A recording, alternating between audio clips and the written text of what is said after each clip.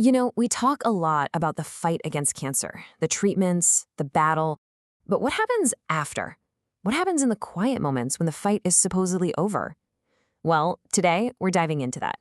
We're going to walk through one patient's personal diary to really understand what convalescing from chemotherapy is actually like, day by day. It all kicks off with this just immense sense of relief. After a solid month in the hospital for what's called re-induction chemotherapy, that's a super intense second-round treatment to aim for full remission, he's finally home. You can just feel the silence of his room in these words, can't you? It's such a huge change from the constant clinical noise of just surviving. And this right here, this is where the real work of recovery begins. All right, so the first section, ritorno a casa, or return home. This covers those first 3 days, which, as we'll see, are a really jarring transition. He's finally out of that structured, monitored hospital world, but that brings a whole new set of challenges. I mean, just look at this contrast. It paints such a clear picture, right?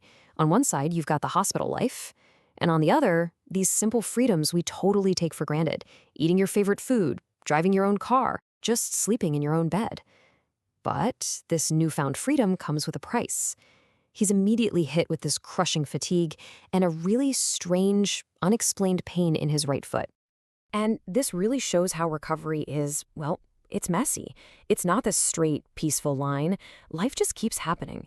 He's got a broken water heater to deal with, a problem that becomes a million times harder when you can't just run up and down the stairs. At the same time, he's tracking these crucial signs of healing. His temperature is all over the place, but hey, his hair has stopped falling out. And he's managing the practical stuff like trying to find a better cover for his PICC line. That's a semi-permanent IV, just so he can take a decent shower. It's this wild mix of the totally mundane and the truly monumental, all happening at once. So the next phase is all about waiting, just waiting. Waiting for blood tests, waiting for a super important biopsy, waiting for answers. And during this period of limbo, the focus has to shift to just creating some kind of new normal and keeping an eye on those small, tiny signs of physical recovery. This timeline here, it really puts the progress into perspective. These aren't giant leaps forward. No, they are hard-won victories. Just going out for a pizza, that's a huge milestone. Being able to climb the stairs 2 steps at a time is a real, tangible sign that your strength is coming back. And by day 10, a 1-kilometer walk at a good pace, that feels like an absolute triumph. Each of these little steps is proof of the body's slow but determined comeback. And this brings us to the emotional heart of this whole journey, the part he calls montagne russe médique, the medical roller coaster. And believe me, it is a roller coaster of critical tests and dizzying, totally conflicting results. Now, to really get what happens next, we have to understand the procedure itself. He breaks down what can be a pretty scary process into these really clear, manageable steps. From the local anesthetic all the way to drawing the marrow, he kind of demystifies this clinical process that holds the key to the answers he so desperately needs. And then the results come in. He logs into his online portal and sees data that seems to scream one thing: the grueling chemotherapy failed. I mean, just imagine that feeling for a second. The hope you've been clinging to just dissolves as you read a report that says you might be in a worse spot than when you even started. But then, a twist. His doctor looks at the exact same information and sees something completely different. This creates this almost unbearable tension, captured perfectly by this question: who's going to be right, the doctor or the lab? Who do you trust, the raw data on the screen or the experienced eye of your physician? It's such a critical moment. And here it is, the doctor's take. She calls the lab report incomprehensible. She trusts what she saw with her own eyes under the microscope more than the numbers on the page. Now, for the author, this is a lifeline, but it's a confusing one. He's caught in this battle between a terrifying lab report and a reassuring expert opinion. Okay, in our final section, una fragile speranza, or a fragile hope, the conflict finally gets resolved.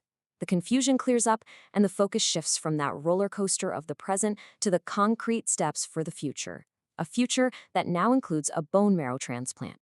The answer, the final tiebreaker between the lab and the doctor, finally arrives, and it all comes down to a single number, 1.07. This is the result from the big molecular analysis. So, what does it mean? Well, this tells the entire story. Before chemo, his molecular disease level was at 122. After chemo, it plummeted to 1.07.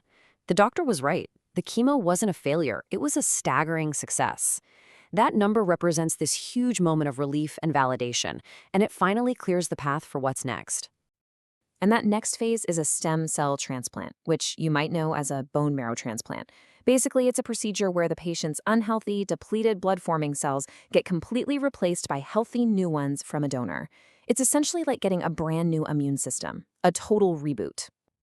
You know, it's fascinating to look at this whole thing from the donor's perspective. It is an incredible act of generosity. It starts with finding that 1 in a million match in a global database.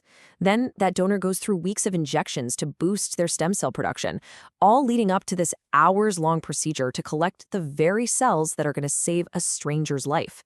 It's just a profound commitment. We end on this really poignant reflection. Even with good news, even with a clear path forward, the mind still wanders back. He's thinking about a previous treatment where a certain drug was left out. And he can't help but wonder, what if? What if that one decision led to this relapse? It's a powerful reminder that the journey of recovery is never really over. The physical healing is one thing, but the mental and emotional convalescence, that's a long and winding road, often filled with questions that might never have an answer.